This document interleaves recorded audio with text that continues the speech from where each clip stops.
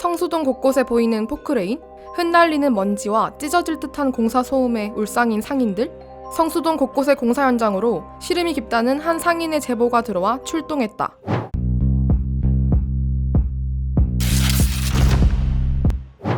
장소: 뚝섬역부터 성수역 일대. 특징: 곳곳에 보이는 공사 현장, 바로 앞엔 영업 중인 상가들. 출발합니다. 뚝섬역 7번 출구에서 불과 30m 거리에 위치한 한 골목. 들어서자마자 보이는 것은 공사 중인 현장과 공사 자재들이었다. 공사 현장으로부터 폭이 2m도 안 되는 좁은 골목을 사이에 두고 건너에는 상가 건물들이 있었는데, 이곳 상인들은 공사 현장의 분진, 소음, 공사 차량 도로 점거 등으로 영업이 힘들다며 불만을 호소하고 있었다. 그들의 고충은 시간을 거슬러 지난달 중순부터 시작됐다. 역세권의 위치, 인근의 패스트파이브 등 오피스 건물이 많아 유동인구가 많았다는 이 골목. 1시간을 기다려야 들어갈 수 있는 샌드위치 맛집, 순댓국 맛집 등이 위치해 있을 만큼 핫한 골목이었다고. 하지만 올 6월부터 골목길 내 건물들이 하나둘 철거에 들어가며 가게를 찾는 손님들의 발길이 서서히 줄었다고 한다. 5층짜리 원룸 건물이 있었거든요. 엄청 큰 거? 그럼 어떤 그 가림막도 없이 그냥 6층짜리를 그냥 바로 허물더라고요. 흙먼지를 뒤집어 써가지고 공사할 때마다 소음이 진짜 너무 심해가지고 이제 민원을 넣어도 해결이 안 되니까 이제 이 건물에는 두 가게가 이제 이전을 했거든요. 공사 소음과 분진 문제로 마음을 앓던 상인들에게 지난 9월 중순 더 황당한 일이 발생했다고. 골목길 내 또 다른 건물이 철거를 시작하며 골목 한가운데 공사 차량을 주정차하기 시작한 것. 차 한 대가 겨우 지나갈 수 있는 골목을 중장비 차량이 점유하는 등의 사태가 반복되자 상인들은 가뜩이나 코로나로 장사가 어려운데 공사 현장 때문에 손님이 뚝 끊겼다며 불만을 터뜨렸다.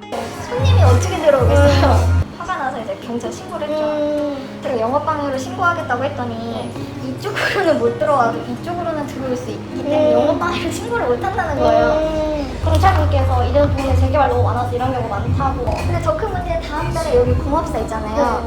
거기가 다 철거를 하고 이제 개발이 들어가요. 그러니까 여기는 전체가 다 공사판인 거예요. 네. 이게 공사하고 먼지 날리고 딱 멀리서 봐도 보이니까 일단 사람들이 들어오기가 싫어서 이 골목 쪽으로 아예 유입이 안 돼서 저희 매출도 뚝 떨어지고 직장인 분들이 많으세요. 점심 장사가 주인데 점심에 손님이 거의 없었죠. 상인들의 민원 속에 지난 10월 첫째 주 성동구청 측은 건축감리사와 함께 현장을 방문해 상인들과 공사 관계자 간의 갈등 봉합에 나섰다. 공무원분이 계속 엄청 강경하게 이러시더라고요. 오늘이 지금 마지막 경고라고 더 이상의 잡음이 나오면 자기는 이제 가만히 있지 않겠다고 얘기가 전혀 안 되다가 감리라는 분이 딱 오시니까 그래도 대화가 되고 소통이 되더라고요. 성동구청 측의 적극적인 중재로 유동인구가 많은 점심시간엔 공사를 잠시 중지할 것, 가림막을 설치할 것 등의 상인 측 요구사항을 공사 관계자가 받아들이며 이곳의 갈등은 일단락된 듯했다. 하지만 이 같은 공사 현장을 둘러싼 잡음은 성수동에 더욱 많아질 전망이다. 한강 르네상스 사업으로 2011년 전략정비구역으로 지정된 성수 1, 2가 한강변 일대에 여러 부동산 호재가 겹치며 투자 수요가 증가하고 있기 때문 성수 전략정비구역은 한강변에 맞닿은 총 53만 399제곱미터 규모의 땅에 42개동 8,247가구가 들어설 수 있는 단지를 조성하는 대규모 사업이다. 2007년 당시 오세훈 서울시장이 성수 1, 2간의 해당 구역을 전략정비구역으로 지정하며 강변북로 일부 구간을 지하화한 뒤 총 8,200여 가구가 건립될 수 있게 아파트를 최고 50층까지 지을 수 있도록 허용했다.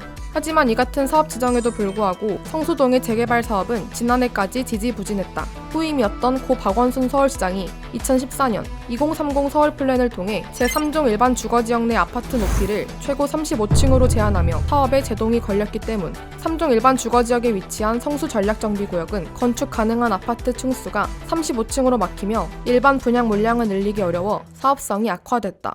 하지만 올해 오세훈 서울시장이 당선되며 상황은 급변했다.